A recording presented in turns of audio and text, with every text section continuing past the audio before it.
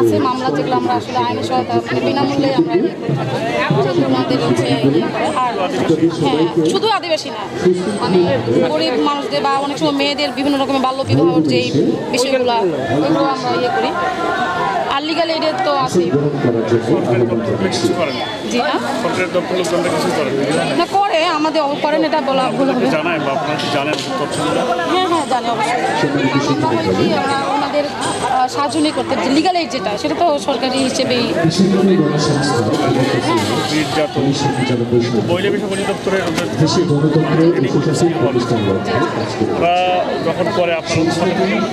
অবশ্যই থেকে আমাদের থাকতে ধরেন যে অনেকে আমাদের সাথে হ্যাঁ হ্যাঁ আগে চেয়ে একটু কমছে কিন্তু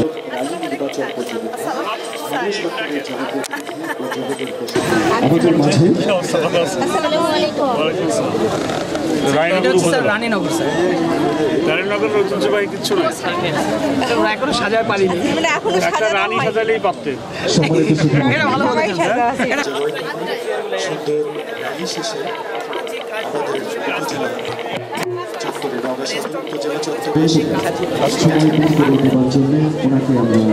আন্তরিক ধন্যবাদ এবং কৃতজ্ঞতা জানাচ্ছি।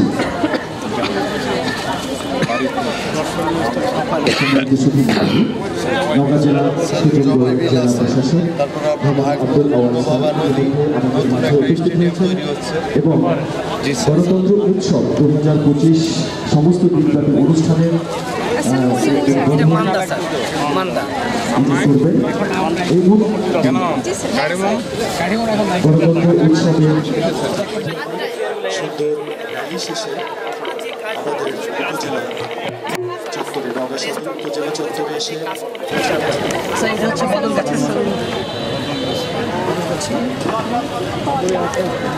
শুধুমাত্র ওরা যে আমাদের প্রজেক্ট থেকে যে কাজগুলো করেছে সেগুলো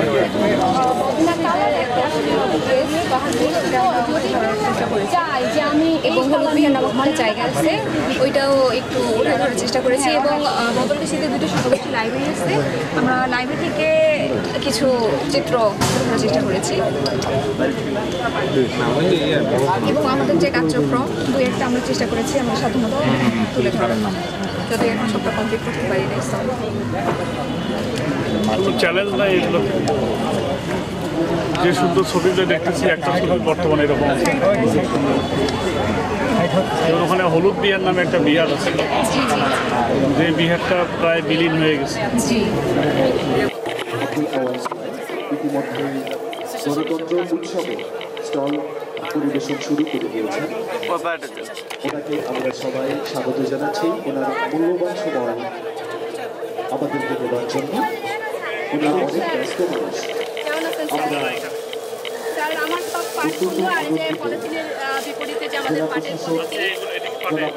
আব্দুল আওয়াল উপস্থিতি আমাদের সকলকে প্রাণিত করেছে এই জন্য আমরা সবাই আব্দুল আওয়াল স্যার ধন্যবাদ এবং কৃতজ্ঞতা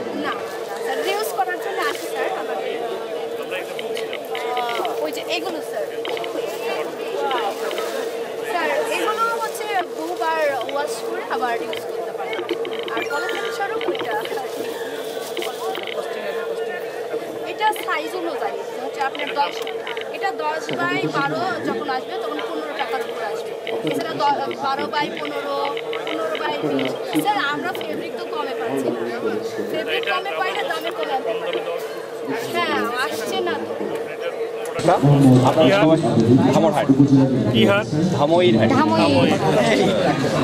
আপনাদের সবাইকে জানাই আমাদের ধামইরহাট জাতীয় উদ্যান আপনাদেরকে ফুটন্ত পথ বলে শুভেচ্ছা।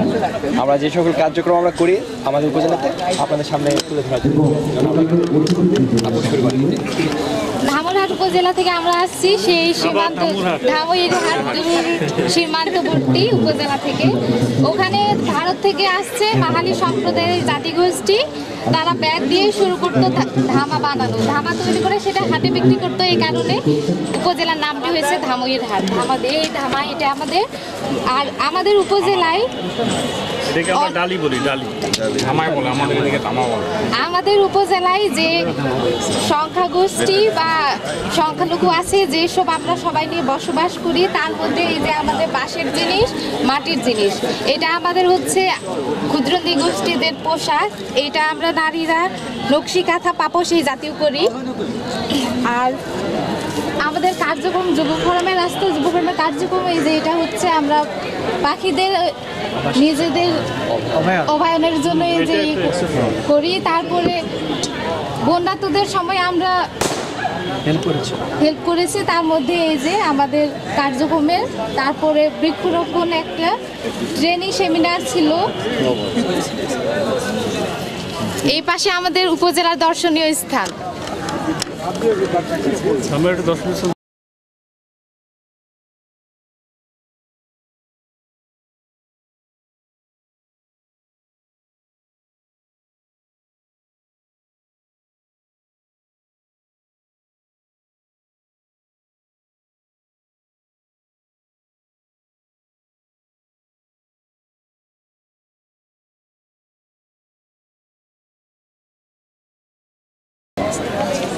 এগুলোর জন্য কোনো উদ্যোগ নেওয়ার ইচ্ছা আছে? হ্যাঁ, এগুলোর জন্য যদি একটু মানে পর্যটন কেন্দ্র বা পার্ক যদি করা যায় তাহলে আমাদের জন্য, আমাদের এলাকার জন্য খুব উপকার হয়। কারণ আমাদের উদ্যোগ মানে আমাদের জেলা প্রশাসক স্যার আপনি আসেন।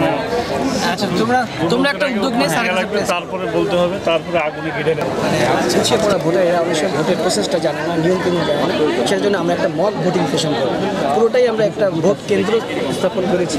এখানে পোলিং অফিসার থাকবেন, পোলিং এজেন্ট থাকবেন, রিটার্নিং কর্মকর্তা থাকবেন, নির্বাচনী উপকরণগুলো রেখেছি, লাইনে থাকবেন, কীভাবে ভোট দেবেন ওরা ব্রিফ করবেন, যারা আমাদের ফার্স্ট ভোটার এবং যারা আপনার ইয়াং ভোটার, যারা এই প্রসেসটা সম্পর্কে জানে না। এটা ভোটার আগে করে দাও। এবং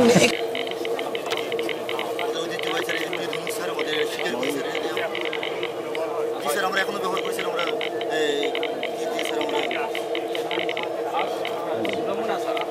নমুনা এটা আমরা স্বীকার করেছি। আমাদের অনুষ্ঠান স্যার পার্বণ স্যার, আমাদের লাগে স্যার, বিয়ে বাড়িতে স্যার, এটা স্যার ঢেকি স্যার আমাদের।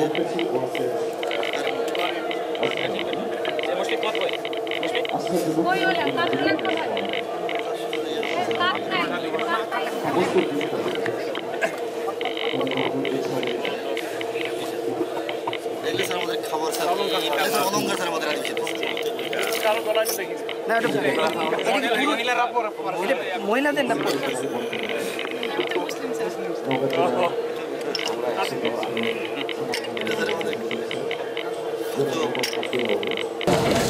এটা আমাদের স্টল, স্টল বলতে পারেন, কন্ট্রোল রুম স্যার। কি কন্ট্রোল করে স্যার 11টা উপজেলা যুব ফোরাম থেকে কন্ট্রোল করতেছে কার কি লাগবে বিলফিং।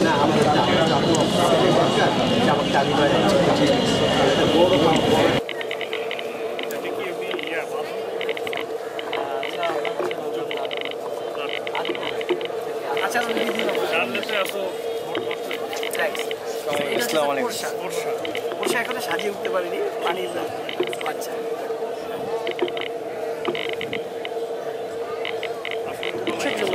বোরকা পরে আমাদের কয়েকটি প্রোগ্রাম এসছে। একবার আমরা আবিষ্কার করেছি কী ব্যাপার, তখনও এই স্টাইলটা করেছে যে আমি কিছু করতে চাই, আমি কিছু শিখতে চাই। এটা ওর আগ্রহ থেকে ও এটা শেষে আমার শিখে, ঠিক আছে। এবং তার যে মেন্টালিটি পরিবর্তন হয়েছে, আমি জানি যে ওর একটা প্ল্যান আছে যে অন্তত ওদের এলাকার 10টা ছেলেকে লেখাপড়া শিখবে ফ্রি।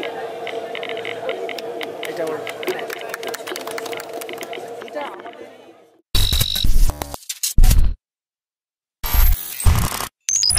যুব ফোরাম ও নাগরিক প্ল্যাটফর্ম সদস্যবৃন্দের আয়োজনে গণতন্ত্র প্রাতিষ্ঠানিকীকরণে যুব অংশগ্রহণ এবং করণীয় শীর্ষক আলোচনা সভা আমরা শুরু করতে যাচ্ছি। প্রথমেই কোরআন থেকে তেলাওয়াত করার জন্য আমি মঞ্চে আহ্বান জানাচ্ছি মোহাম্মদ আশরাফুল ইসলামকে কোরআন তেলাওয়াত করার জন্য মঞ্চে আসতে আহ্বান জানাচ্ছি। বিল্লাহি মিনাশ শাইতানির রাজীম। বিসমিল্লাহির রহমানির রহিম। ওয়াল্লাহু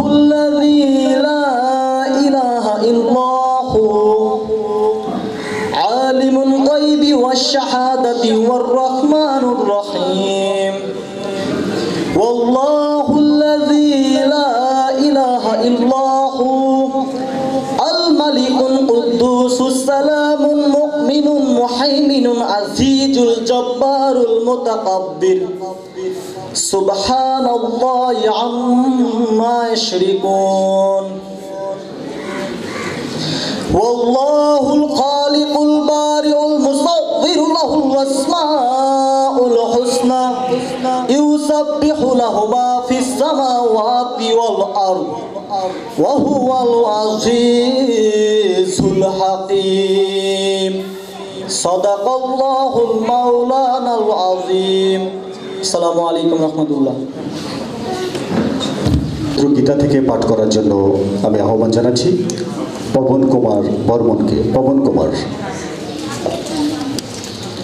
নমস্কার। ওম তৎসৎ। হে কৃষ্ণ করুণা সিন্ধু দীনবন্ধে জগৎপথে গোপেশ্বর গোপিকাকান্ত রাধাকান্ত নমস্তুতে। অখণ্ডমণ্ডলাকারণ ব্যাপ্তং येन চরাচরং তৎপদং দর্শিতং येन তস্मै শ্রী গুরুবে নমঃ। পিতায় স্বর্গ পিতায় ধর্ম পিতায় হি পরমন্তপ পিতরি পিতিমা পুণ্যে পিয়ন্তে সর্বদেবতায় নমঃ। শ্রীমদ্ ভগবদ গীতা অত গীতার চতুর্থ অধ্যায় 7 ও 8 নম্বর শ্লোক। শ্রী ভগবান উবাচ यदा यदा हि धर्मस्य ग्लानि भवति भारत अभ्युत्थानमधर्मस्य तदात्मानं सृजाम्यहं परित्राणाय साधूनां विनाशाय दुष्कृतां धर्मसंस्थापनार्थाय सम्भवामि युगे युगे। शरणार्थ। হে অর্জুন, যখনই পৃথিবীতে ধর্মের পতন ঘটে এবং অধর্মের উত্থাপন হয়, আমি পৃথিবীতে বিভিন্ন রূপে অবতীর্ণ হই। দুষ্টদিগের বিনাশ এবং সৃষ্টির পালনের জন্য আমি বিভিন্ন রূপে অবতীর্ণ হই। গঙ্গা গীতা সাবিত্রী সীতা সত্য প্রতিব্রতা ব্রহ্মবলী ব্রহ্মবিদ্যা ত্রিসন্ধ্যা মুক্তিগেহিনী অর্ধমাত্রা চিতানন্দা ভভাগ্নি বান্তিনাশিনী বেদত্রয়ী পরানন্দা তথা তো জ্ঞান মঞ্জুরি। সর্বে ভবন্ত সুখিন সর্বে পশ্যন্ত মা কচিৎ দুঃখ ভাব হবে। পৃথিবীর সকল জীব কল্যাণময় হোক। নমস্কার। সম্মানিত সুধী মণ্ডলী, ভাষা শহীদ ও জুলাই বিপ্লবে নিহত শহীদদের স্মৃতির প্রতি শ্রদ্ধা জানিয়ে 1 মিনিট নীরবতা পালন। আমি সবাইকে 1 মিনিট দাঁড়িয়ে নীরবতা পালন করার জন্য স্বনির্বন্ধ অনুরোধ জানাচ্ছি।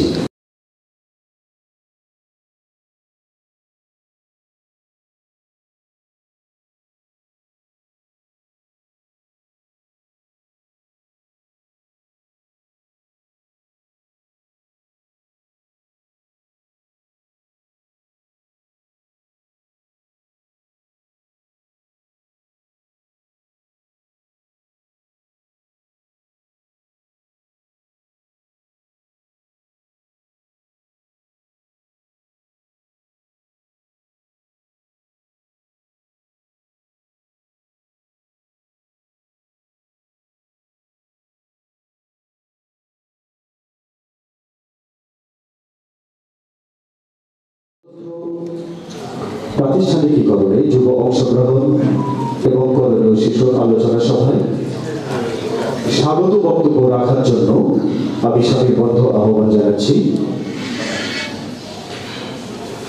ডেমোক্রেসি ওয়াচের নির্বাহী পরিচালক ওয়াজেদ ফিরোজ স্যারকে। ওয়াজেদ ফিরোজ স্যার বলছি। সভাপতি হিসেবে উপস্থিত আছেন মোহাম্মদ ফজলুল হক খান স্যার। বলেছি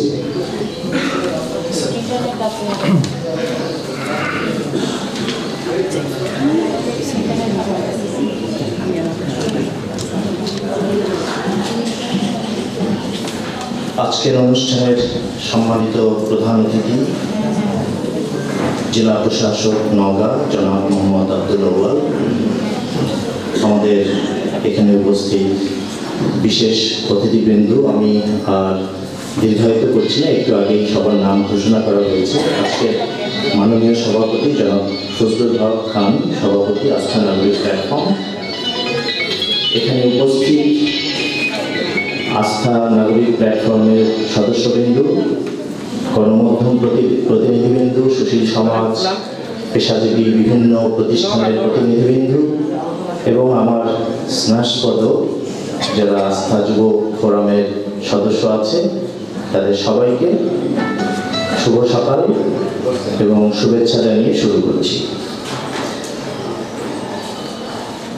এখানে আমি একটু কারেকশন করে দিতে চাই। আমাদের সঞ্চালক যেটা বলেছেন যে আলোচনা সভাটি আসলে আমাদের পরবর্তীতে অনুষ্ঠিত হবে। এখন উদ্বোধনী অনুষ্ঠানে আমাদের অতিথিরা এখানে উপস্থিত আছেন এবং উদ্বোধনী অনুষ্ঠানে আমার একটা লিখিত বক্তব্য আছে। আমি লিখিত বক্তব্যে যাচ্ছি না।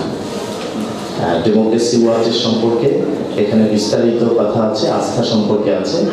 তবে আমি খুব সংক্ষেপে যদি বলি, ডেমোক্রেসি ওয়াচ বাংলাদেশে গণতন্ত্র বিকাশে, যুব তরুণদের ক্ষমতায়নে, নারীর ক্ষমতায়নে, স্থানীয় সরকার ব্যবস্থা শক্তিশালীকরণে এবং মানবাধিকার প্রতিষ্ঠায় ৯৫ সাল থেকে কাজ করছে। ডেমোক্রেসি ওয়াচ এই কাজগুলো করতে গিয়ে নানা রকম আয়োজন করে থাকে, বিশেষ করে জনসচেতনতা বৃদ্ধি, প্রশিক্ষণ, স্থানীয় সরকার নির্বাচিত প্রতিনিধিদের প্রশিক্ষণ, আমাদের নির্বাচন ব্যবস্থাকে শক্তিশালীকরণ, গণতন্ত্রকে প্রাতিষ্ঠানিকীকরণে বিভিন্ন ধরনের পদক্ষেপ, যেমন আজকের এই গণতন্ত্র উৎসব, এই ধরনের কার্যক্রম। এখন আস্থা সম্পর্কে একটি দুটি কথা না বললেই নয়। আস্থা প্রকল্পটা হচ্ছে, আমরা মূলত পিছিয়ে পড়া জনগোষ্ঠীর প্রতিনিধি যারা আছেন, প্রান্তিক জনগোষ্ঠী, সংখ্যালঘু, প্রতিবন্ধী, নারী এবং আদিবাসী জনগোষ্ঠী, যারা ব্যাপক একটা অংশ আমাদের জনসংখ্যার যদি সম্পদের হিসাব করা যায়, দেখা যায় যে ডেমোগ্রাফ যেটাকে বলে, সেই হিসেবে বাংলাদেশের, এটা সারা পৃথিবীতে বৈষম্যটা প্রকট, বাংলাদেশে আরো বেশি প্রকট। আমি বলবো যে ৯০% সম্পদ আসলে ১০% মানুষের হাতে, আর ১০% সম্পদ নিয়ে ৯০% নাগরিকরা তাদের জীবনযাপন করে। তার মানে একটা বৈষম্য আছে, প্রকটভাবে আছে। এখন এই বৈষম্য থেকে উত্তরণের জন্য আমরা নানা ধরনের কাজ করছি, কিন্তু এটা এত সহজ নয়। এটা দীর্ঘদিনের প্রচলিত সমাজ ব্যবস্থায় বৈষম্যটা শুরু হয়ে আসছে, চলে আসছে এবং এটা থাকবে। এটা পর্যায়ক্রমে ধীরে ধীরে কমে আসবে। সেই কমে আসার জন্য তরুণদের অনেক ভূমিকা আছে। তরুণরা আমাদের গণতন্ত্র উত্তরণে ভাষা আন্দোলন থেকে শুরু করে বিভিন্ন পর্যায়ে, এমনকি সম্প্রতি যে জুলাই আগস্ট বিপ্লব সংগঠিত হয়েছে, যেখানে সারা দেশবাসীকে, সাধারণ নাগরিক জনতা সবাইকে একত্রিত করে যে একটা বিদ্রোহের মধ্য দিয়ে, একটা ইভলিউশনের মধ্য দিয়ে গেছে, সেই প্রেক্ষাপটে আমরা একটা অন্য ধরনের বাংলাদেশে বর্তমানে বসবাস করছি। কিন্তু আমাদের প্রত্যাশা হচ্ছে একটা গণতান্ত্রিক সমাজ ব্যবস্থা, যেখানে সবার অধিকার সমানতা থাকবে। তো সেই ব্যবস্থায় যেন আমরা যেতে পারি, সেজন্য আমাদের নানা রকম কার্যক্রম প্রয়োজন। সম্প্রতি এই যে আমাদের 10টা, প্রথমে 6টা, পরবর্তীতে আরো 4টা বিভিন্ন সংস্কার কমিটি বা কমিশন করা হয়েছে। সেই কমিটিগুলো রিপোর্ট ইতিমধ্যেই দিয়ে দিয়েছে অনেকগুলো কমিটি। এই রিপোর্টগুলোর আলোকে যেগুলো বাস্তবসম্মত, সেগুলো যেন বাস্তবায়িত হয়। এইটাই আমাদের তরুণদের এখন এটা নিয়ে সোচ্চার হওয়ার সময়, চাপ তৈরি করার সময়। যাই হোক, আমার এখানে আসতে আসতে আমি আসলে একটি বিষয় নিয়ে খুব গভীরভাবে চিন্তা করছিলাম রাস্তায়। আমি এখন রাজশাহী থেকে আসলাম, প্রায় 1.5 ঘন্টা পথে। আমি দুটো কথা তরুণদের, এক রকমের আহ্বান বলতে পারেন, এই আহ্বান আমি একটু আমার মোবাইলে নোট করেছি। এই আহ্বানের নাম হচ্ছে সত্যের পথে আসো। সত্যের পথে আসার পেছনে কারণ আছে, কারণটা আপনারা জানতে পারবেন। প্রকৃত মানুষ তারাই যারা নিজেদের কিংবা নিজেদের দলের ভুলগুলোকে ভুল বলে বুঝতে পারেন। আমরা কিন্তু ভুলগুলোকে সাধারণত ভুল যে করে ফেলছি সেটা বুঝতে পারি না। মানুষের অন্যতম গুণ হলো আত্মবিশ্লেষণ ও সংশোধনের ক্ষমতা। কিন্তু বাস্তবে আমরা দেখি অধিকাংশ মানুষ নিজের কিংবা দলের ভুলকে স্বীকার করতে চায় না, বরং তারা ভুলকে ঢাকতে চেষ্টা করে, অজুহাত খোঁজে বা অন্যের উপর দোষ চাপানোর চেষ্টা করে। অথচ প্রকৃত মানুষ তারাই যারা নিজের কিংবা দলের ভুল বুঝতে পারে এবং তার সংশোধনের উদ্যোগ নেয়। ভুল স্বীকার করা মানে দুর্বলতা প্রকাশ করা নয়, বরং এটি ব্যক্তিত্বের পরিপক্কতার পরিচয়। একজন প্রকৃত মানুষ নিজের সীমাবদ্ধতা বোঝেন, ভুলগুলো উপলব্ধি করেন এবং সেগুলো সংশোধন করতে চেষ্টা করেন। এটি তার নৈতিক দৃঢ়তা ও আত্মসচেতনতার পরিচয় বহন করে। অন্যদিকে যখন কেউ নিজের ভুলকে স্বীকার না করে তা লুকানোর চেষ্টা করে, তখন সেটি অহংকার ও সংকীর্ণতার বহিঃপ্রকাশ হয়। ফলে ভুল শুধরানোর সুযোগ নষ্ট হয় এবং ব্যক্তিগত ও সামাজিক অগ্রগতি ব্যাহত হয়, বিভাজন সৃষ্টি হয়। সমস্যা হয় তখন যখন দলের সদস্যরা নিজেদের ভুলকে ভুল বলতে ভয় পায় বা ইচ্ছাকৃতভাবে সেটিকে সঠিক প্রমাণ করার চেষ্টা করে। এতে দলীয় স্বার্থ রক্ষা পেলেও সামাজিক বিভ্রান্তি সৃষ্টি হয়, অরাজকতা ছড়িয়ে পড়ে। তরুণদের প্রতি আমার আহ্বান, নৈতিক অবক্ষয়ের পথে না হেঁটে কিভাবে ভুল স্বীকারের মানসিকতা গড়ে তোলা যায়।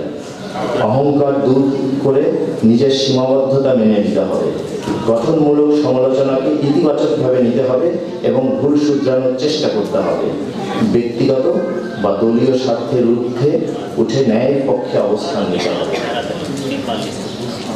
ন্যায়ের মধ্যেই অন্তর্নিহিত আছে প্রকৃত আনন্দ, স্বস্তি, শান্তি, আছে আত্মতৃপ্তি।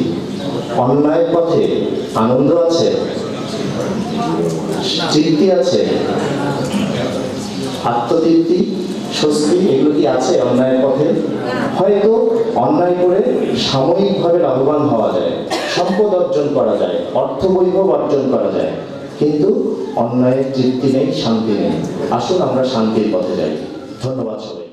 কেমন নির্বাচন হয়েছে, কি হয়েছে সেটা আমরা সবাই জানি। একটা দল, একটা গোষ্ঠী তাদের নিজের ইচ্ছা মতো তারা যেভাবে গণতন্ত্রকে চালিয়েছেন ঠিক সেভাবে চলেছে। কিন্তু এই 5ই আগস্টের পর এখন আমরা কি দেখছি? আমরা দেখছি একটু ভিন্ন প্রেক্ষাপট। এবং এই ভিন্ন প্রেক্ষাপটটা কেন? এই 5ই আগস্টে এই আমার সামনে যেগুলো যুবক ভাইরা আছে এবং জনতা আছে এবং ছাত্ররা দেখেন একটা সরকারকে, একটা গণতন্ত্রের সরকারকে কিভাবে পাল্টিয়ে দিল। তারা শুধু পাল্টিয়ে দিল না, এই বাংলাদেশের ইতিহাসে যেভাবে গণতন্ত্রের প্রধানমন্ত্রী বলেন, মন্ত্রী বলেন, উপমন্ত্রী বলেন, তারা কিভাবে পালিয়ে গেল, এই শক্তিটা অর্জন করেছেন তারা। এই আমার সামনে যারা আছেন ছাত্র, যুবক, এই ভাইরা। আমরা গণতন্ত্র ইংলিশ সঙ্গে আগে যা দেখতাম আর 14 এবং 18-তে যা দেখেছি, আমাদের নিজের ভোট কেউ দিতে পারেনি। আমি সাংবাদিক হয়েও আমার ভোট দিতে পারিনি। আমি কেন্দ্রের আশেপাশেও যেতে পারি না, মানে আমার যে কেন্দ্রে ভোট ছিল যাকে। কিন্তু আজকে দেশ অনেক পাল্টে গেছে এবং পাল্টে যাচ্ছে। এই বাংলাদেশ ঘুরে দাঁড়াইছে এই আমাদের যুবক ভাইদের কারণে, ছাত্র ভাইদের কারণে, এই সাধারণ জনতাদের কারণে। আমরা ভবিষ্যতে নতুন একটা বাংলাদেশ গড়তে চাই এবং এই সরকারকে আমরা সহযোগিতা করতে চাই। এই সরকার যেভাবে চলছে আমার মনে হয় গণতন্ত্র, সত্যিকারী গণতন্ত্র আবার পুনরুদ্ধার হয়ে আসবে। আমাদের নিজের ভোট আমরা নিজে দিতে পারবো। তো আমি যুবক ভাইদের প্রতি একটা অনুরোধ জানাবো যে শুধু যুবক ভাইরা না, আমরা সবার প্রতি একটা অনুরোধ জানাবো, আমাদের প্রত্যেকের সৎ থাকতে হবে। আমরা নিজেরা সৎ থাকি, অন্যকে সৎ থাকার উপদেশ দিই, তাহলে দেখা যাবে বাংলাদেশ সুন্দর বাংলাদেশ, প্রকৃত বাংলাদেশ গড়ে উঠবে। এই প্রত্যাশা রেখে যুবক ভাইদের প্রতি এই আহ্বান জানিয়ে আমি আমার বক্তব্য শেষ করছি। আসসালামু আলাইকুম। আহ্বান জানাচ্ছি জনাব আব্দুল মান্নান স্যার, উপজেলা যুব উন্নয়ন কর্মকর্তা, উপজেলা যুব উন্নয়ন কর্মকর্তা জনাব আব্দুল মান্নান স্যারকে বক্তব্য রাখার জন্য সর্বত্র আহ্বান জানাচ্ছি। শান্তি, সমৃদ্ধি এবং গণতান্ত্রিক চর্চায় যুবদের একটি অংশগ্রহণ বা কন্ট্রিবিউশন অত্যন্ত গুরুত্বপূর্ণ। অন্যভাবে যদি আমরা বলি, সমাজে শান্তি শৃঙ্খলা বিনষ্ট এবং গণতন্ত্র ধ্বংসকারী যত কার্যক্রম রয়েছে, এই শ্রেণীর মানুষগুলো অর্থাৎ এই যুব শ্রেণীর মানুষগুলো, মধ্যবয়সী মানুষগুলোই মুখ্য ভূমিকা রেখে থাকে। সে কারণে আমরা এই সব সমাজে শান্তি শৃঙ্খলা রক্ষায় যুবদের ভূমিকা অপরিসীম মনে করি এবং আবহমান কাল থেকে সেটি প্রমাণিত হয়ে আসছে। কেন আমরা, যেটি আমাদের সম্মানিত স্বাগতিক বক্তা বলে গেছিলেন, নীতি ও নৈতিকতার কথা, গণতন্ত্রের কথা, আমরা কেন সেটি করব, আমি সংক্ষেপে সেই কথাটি একটু দৃষ্টি আকর্ষণ করতে চাই। আমরা মূলত সমাজে অশান্তি সৃষ্টি করে থাকি স্বার্থগত কারণে। নগদ স্বার্থের জন্য আমরা বৃহৎ স্বার্থকে ভুলে যাই, আমরা ভুলে যাই আমাদের মনুষ্যত্বকে, আমাদের নীতি নৈতিকতাকে, আমাদের স্বকীয়তাকে। সম্মানিত উপস্থিতি, আমাদের দুটি কারণে ভাবতে হবে।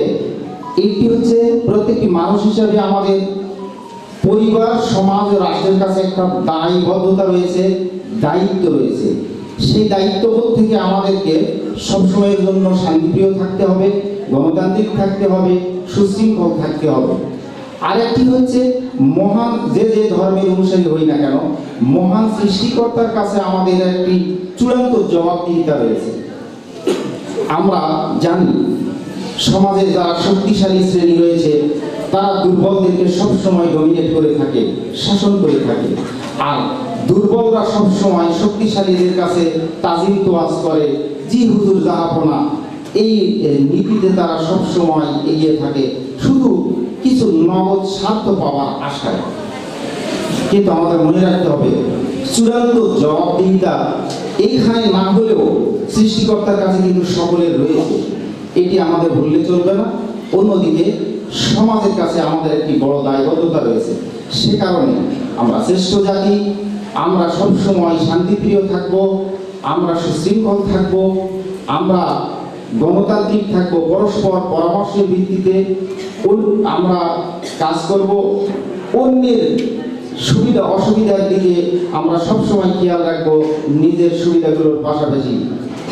তাহলে আমরা সমাজে এই শান্তি শৃঙ্খলা এবং গণতন্ত্র এগুলোকে প্রাতিষ্ঠানিক রূপ দিতে পারবো।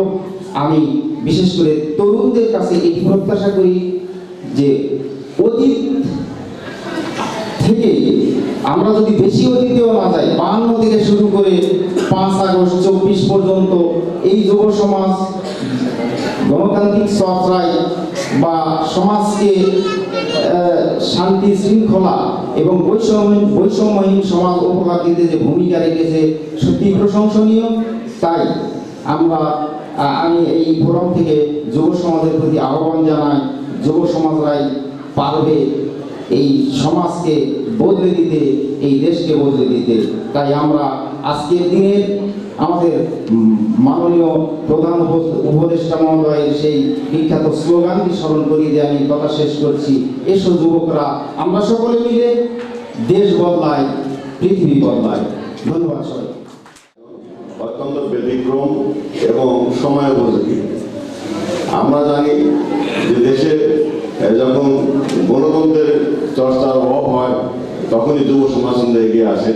আমরা দেখেছি জুলাই আগস্টে যারা নেতৃত্বে ছিলেন সবাই কিন্তু আমাদের এই যুব সমাজ।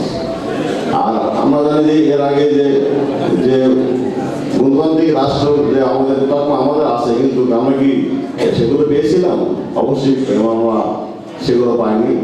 যেমন আমাদের কিছু কিছু ক্ষেত্রে আমরা নির্বাচন আমাদের ব্যাহত হয়েছে, আবার নির্বাচনের পরও দেখা যাচ্ছে যারা ক্ষমতা আদিষ্ট ছিলেন তারা কিন্তু সেই গণতান্ত্রিক পরিবেশটা বজায় রাখতে ব্যর্থ হয়েছে। আবার দেখা গেছে ভোটের যে অংশগ্রহণ সেখানে কিন্তু আমাদের ম্যাক্সিমাম জনগণের অংশগ্রহণ ছিল না। আর সংসদ অধিবেশনে আমাদের যে গণতান্ত্রিক চর্চা সেটাও আমাদের ঠিক মতো ছিল না, যার দরুন কিন্তু যুব সমাজ বিভিন্নভাবে তারা দেখেছে যে এই দেশের উন্নয়ন করতে হলে আমাদের গণতান্ত্রিক পরিবেশ দরকার। আমরা জানি যে এই দেশ থেকে যারা আগে ক্ষমতায় ছিলেন তারা কিন্তু হাজার হাজার কোটি টাকা দেশ থেকে পাচার করে দিয়েছে।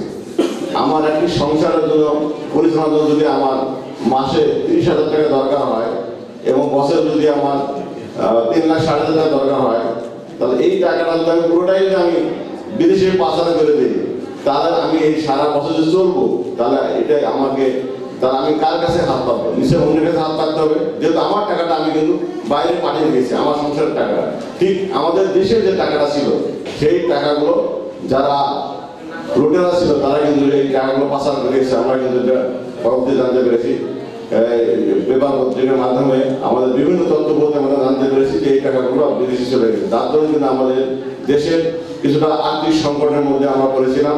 তবুও আমাদের বর্তমান মাননীয় উপদেষ্টা মহোদয় ডক্টর মোহাম্মদ ইউনূসের নেতৃত্বে যে উপদেষ্টা পরিষদ গঠিত হয়েছে তার নেতৃত্বে কিন্তু দেশ ঘুরে দাঁড়িয়েছে এবং এর পিছনে রয়েছে কিন্তু এই যুব শক্তি।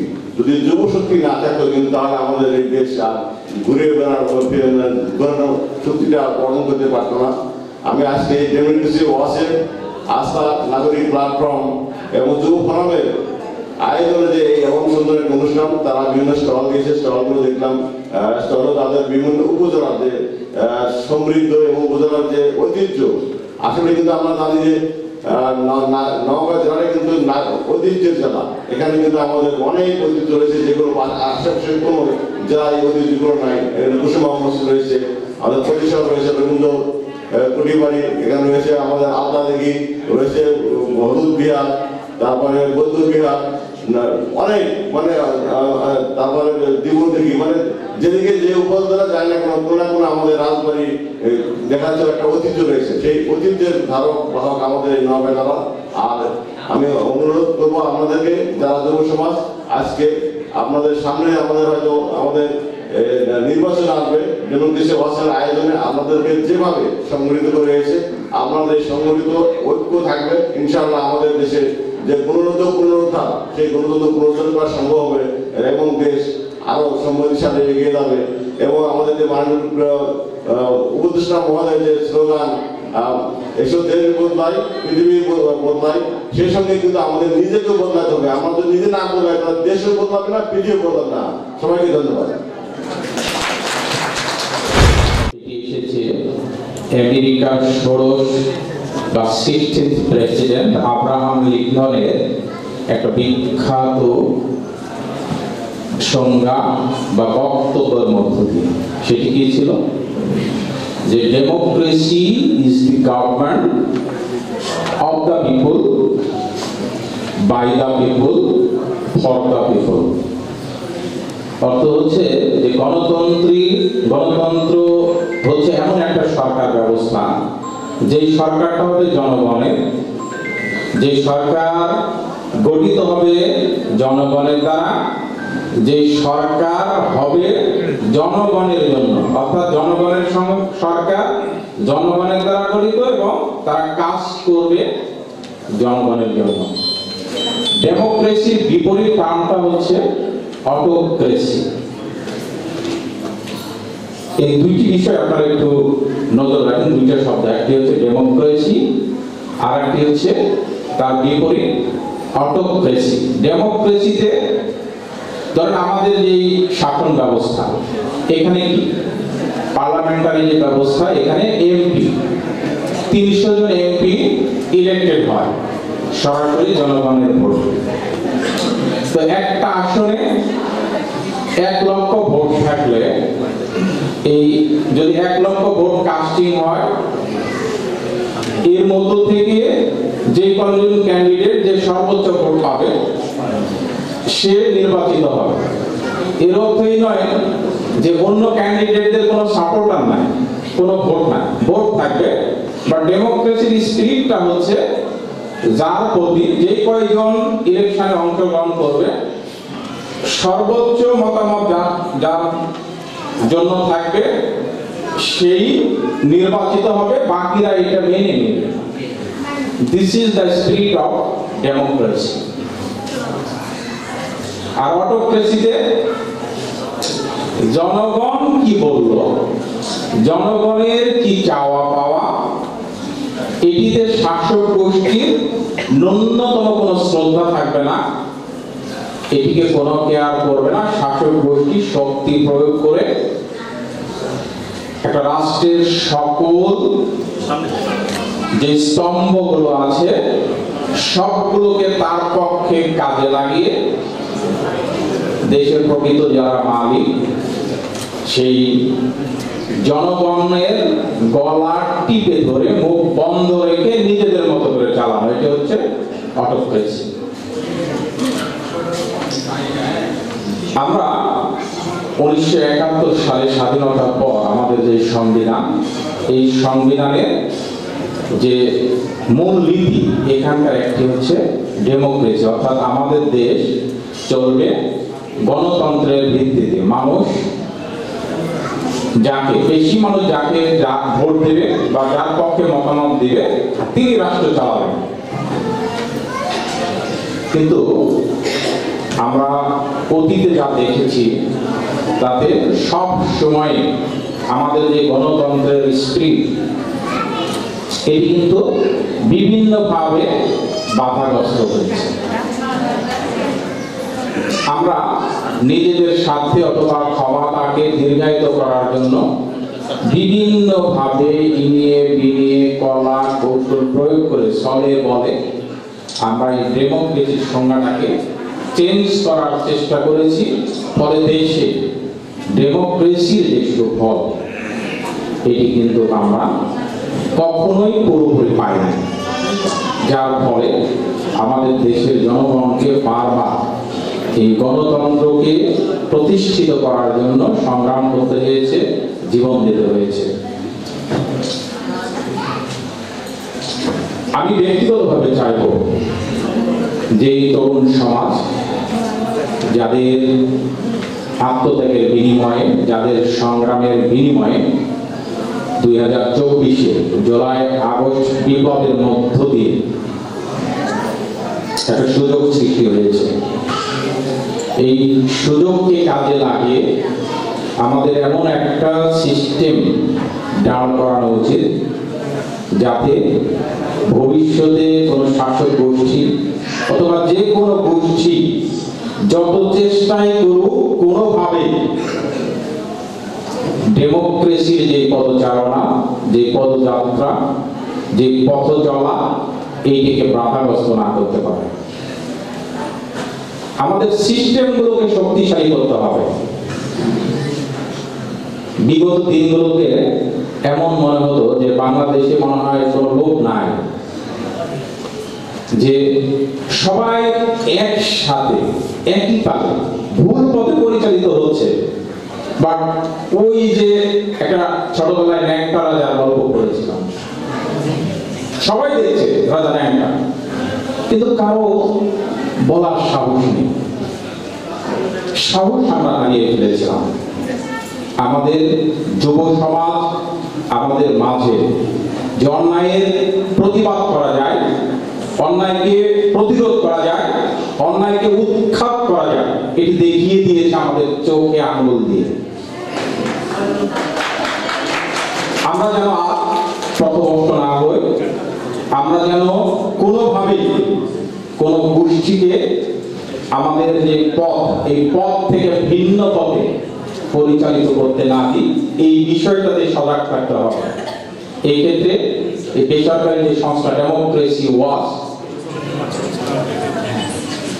আস্থা যুব ফোরাম, নাগরিক প্ল্যাটফর্ম, আরো বিভিন্ন সংগঠন আছে।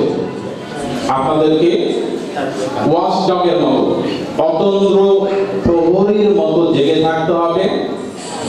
রাষ্ট্র পরিচালনায় যারাই আসুক ডেমোক্রেটিক ওয়েতে আসতে হবে। একই সাথে আমাদের নিজের মাঝেও, নিজের আত্মার মাঝে, মনের মাঝেও ডেমোক্রেসির চর্চা করতে হবে। যে অমুক গোষ্ঠী, ওদেরকে কোনোভাবেই ক্ষমতা আসতে দেওয়া যাবে না, তমুক গোষ্ঠীকে আসতে দেওয়া যাবে না।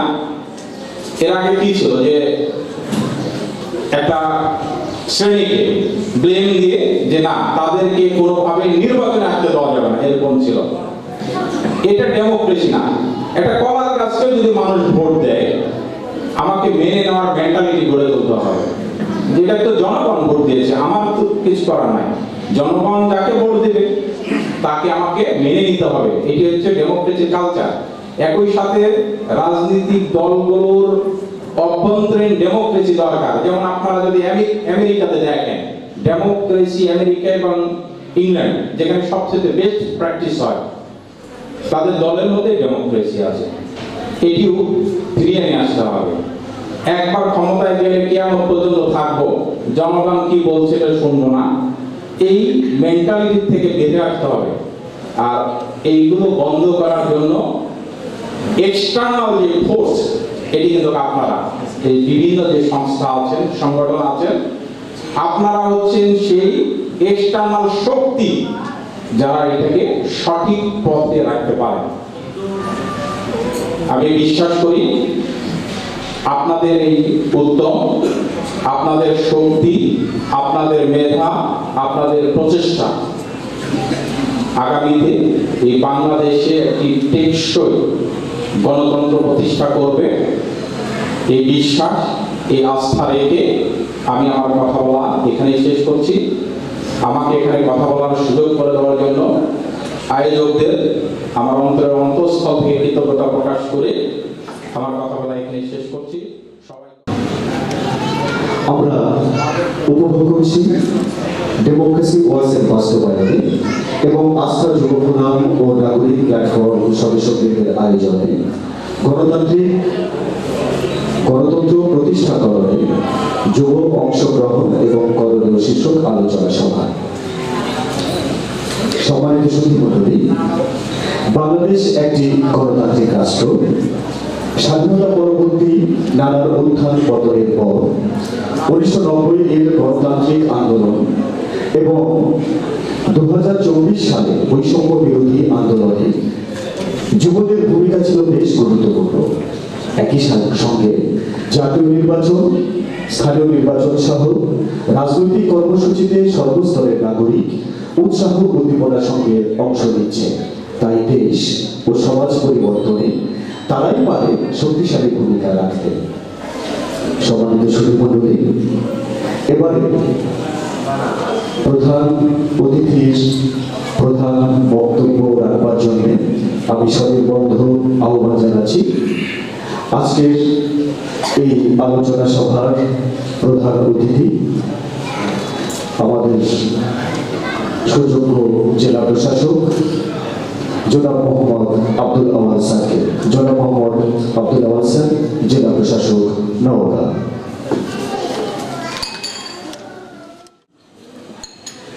শান্তি, সম্প্রীতি এবং গণতান্ত্রিক চর্চার লক্ষ্যে আয়োজিত আজকের এই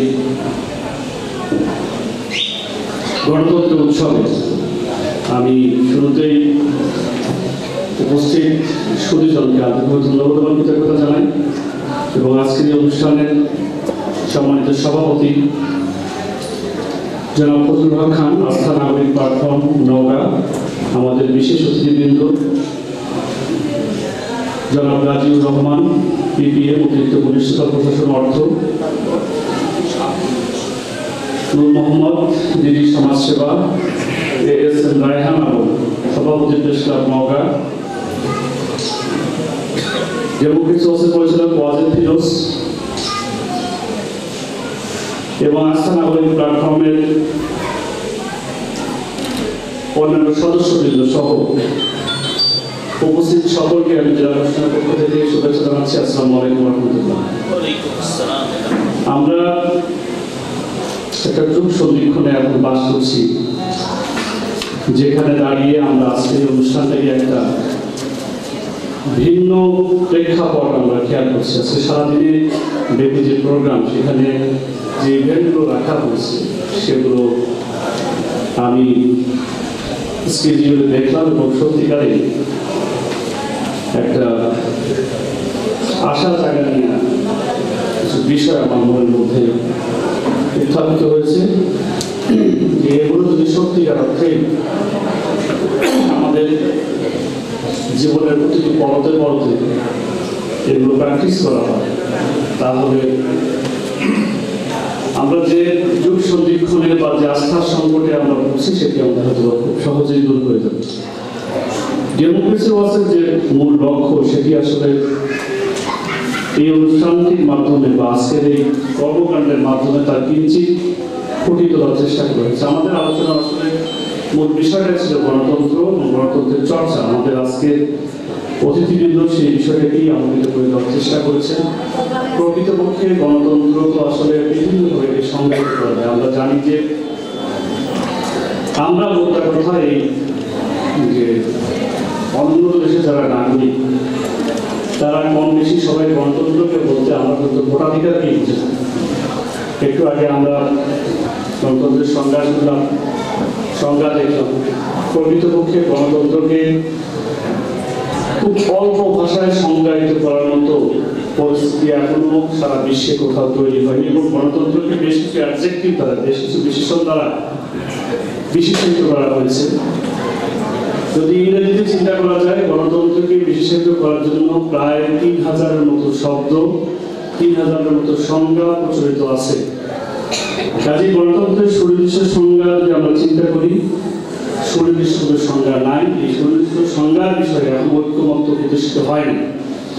তবে আমরা সাধারণত অন্যান্য দেশগুলো বা বাংলাদেশের মতো দেশগুলোতে আমরা সবসময় চিন্তা করি গণতন্ত্র মানে হচ্ছে আমাদের স্বাধীন ভোটাধিকার, যেটার জন্য আমরা দীর্ঘ সময় ধরে সংগ্রাম করেছি এবং আমাদের ৭১ সালের মতো একটি ঘটনা আমাদের দেশে সংঘটিত হয়েছে, মহান মুক্তিযুদ্ধ।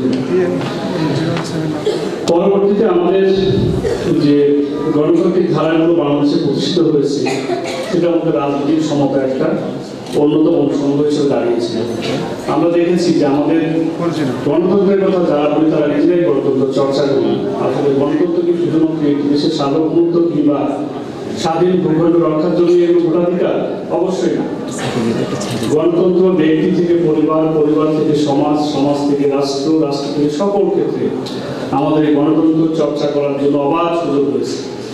শুধু ভোটাধিকার না প্রয়োগ করে আমাদের পরমাণু সহিষ্ণুতা যেটা রয়েছে, আমাদের একে অন্যের মতভেদে শ্রদ্ধা জানানো, সেটিও হচ্ছে গণতন্ত্রের একটা মূল অনুষঙ্গ। আমরা দেখেছি যে গণতন্ত্র শুধুমাত্র দেশের জন্য হবে সেটা কোনো সময়। বর্তমানে বিভিন্ন ক্লাব রয়েছে, বিভিন্ন সংগঠন রয়েছে, আমাদের অফিস আদালত রয়েছে।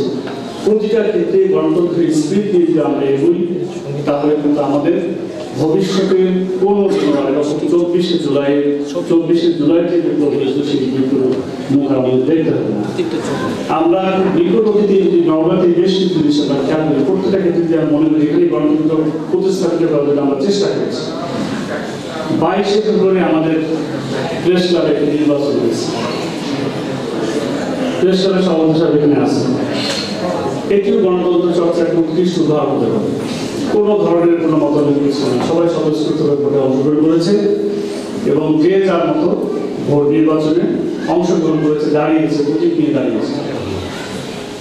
আমাদের বিভিন্ন সময় কাউন্সিল হয়, আমরা দেখেছি আমাদের স্কাউটসের সম্মেলনগুলো, আমাদের ত্রিবার্ষিক কাউন্সিলগুলো, আমাদের ওভারের কাউন্সিলগুলো, প্রত্যেকটা ক্ষেত্রে একটা সুন্দর নির্বাচনের মাধ্যমে প্রত্যেকটি সদস্যের সক্রিয় অংশগ্রহণের মাধ্যমে তাদের নেতা নির্বাচন করা হয়।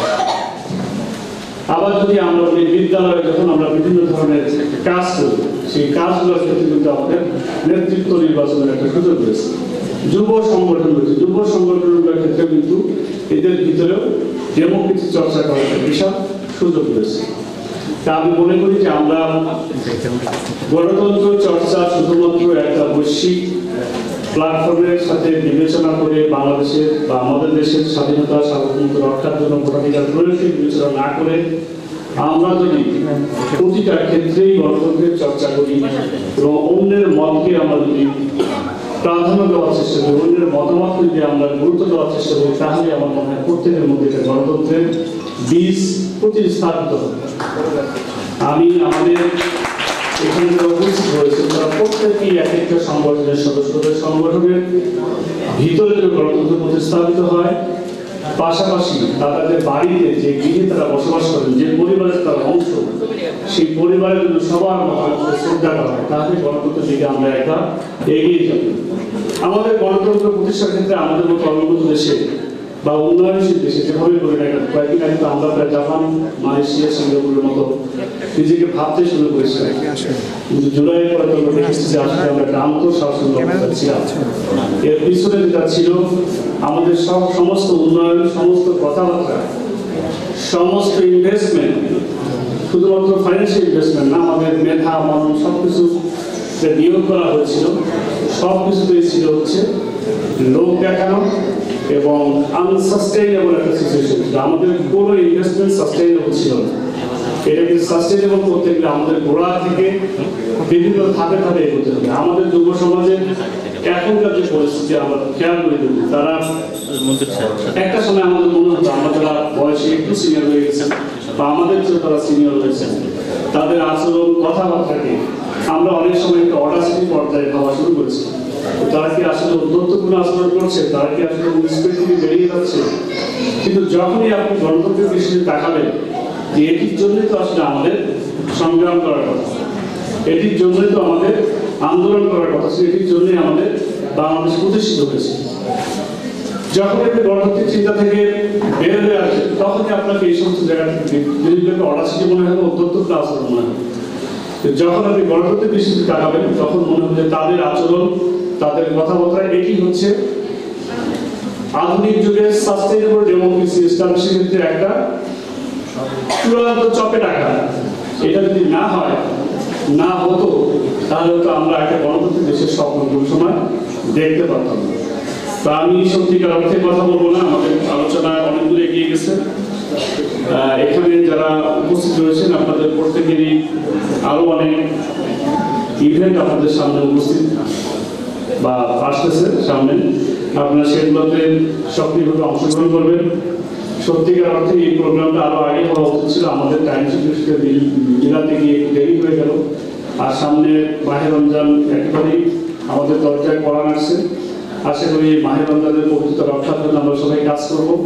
পাশাপাশি আমাদের বর্তমান সময়ে চলমান অস্থিরতা রোধে আমরা প্রত্যেকেই আমাদের মতামত, আমাদের নিজস্ব মত, আমাদের অপরের মত সকলকে শ্রদ্ধা জানিয়ে সবাই একসাথে চলে বাংলাদেশকে আমরা যে জায়গায় দেখতে চাই, যে কাঙ্ক্ষিত স্থানে দেখতে চাই, সেই গণতান্ত্রিক চর্চার মাধ্যমে আমাদের নেতা নির্বাচিত হোক, বাংলাদেশের রাজনৈতিক সমতা স্থাপিত হোক, বাংলাদেশে আইনের শাসন প্রতিষ্ঠিত হোক, এই প্রত্যাশা রাখবো আমরা সবার কাছে। সবাই যদি এই আন্দোলনে, এই ডেমোক্রেসির যে যাত্রা শুরু হয়েছে, সেই যাত্রার এক একটু সামনে হতে পারি, এই প্রত্যাশাকে আমার বক্তব্য শেষ করছি। সবাইকে ধন্যবাদ। আল্লাহ হাফেজ।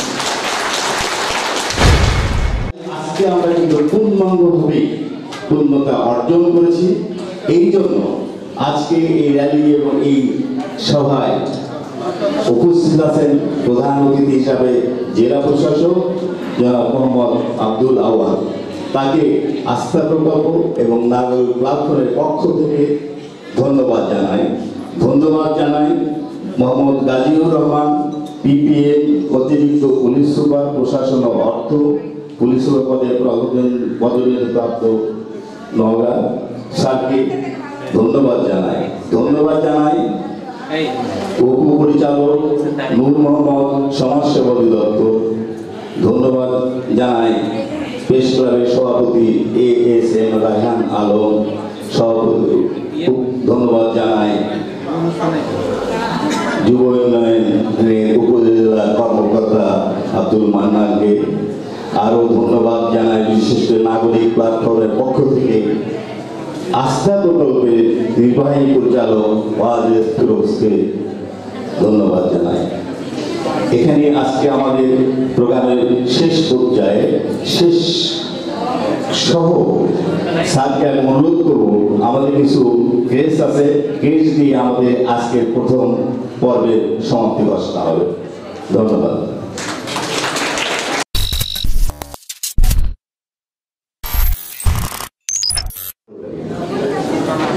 আমি দীপ্ত কণ্ঠে শপথ করছি যে দেশের সার্বভৌমত্বের প্রতি অনুগত গণতন্ত্র ও সুশাসন চর্চা করব, মানুষের সেবায় সর্বদা নিজেকে নিয়োজিত রাখব, দেশের সকল বৈষম্য সহিংসতার বিরুদ্ধে ঐক্যবদ্ধ থাকব, প্রান্তিক জনগোষ্ঠীর গণতান্ত্রিক অধিকার, সাম্প্রদায়িক সম্প্রীতি রক্ষা ও অহিংস সমাজ গঠনে কাজ করব। সর্বোপরি জাতি, ধর্ম, বর্ণ নির্বিশেষে বাংলাদেশকে একটি অসাম্প্রদায়িক, শোষণমুক্ত, বৈষম্যহীন রাষ্ট্র গঠন করার ক্ষেত্রে নিজেকে আত্মনিয়োগ করব। ধন্যবাদ সবাইকে।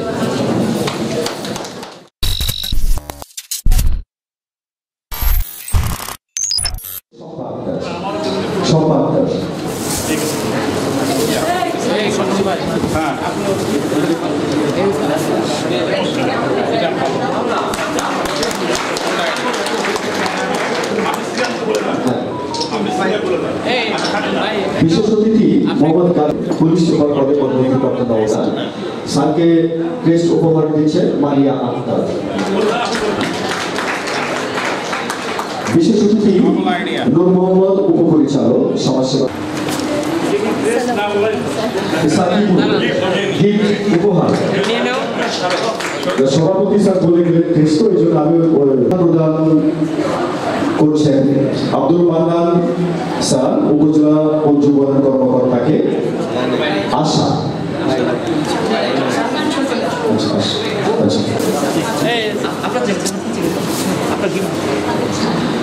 আজকের এই আলোচনা সভা স্বাগত বক্তা ডেমোক্রেসি ওয়ার্সের উপহার প্রদান করছে আশা।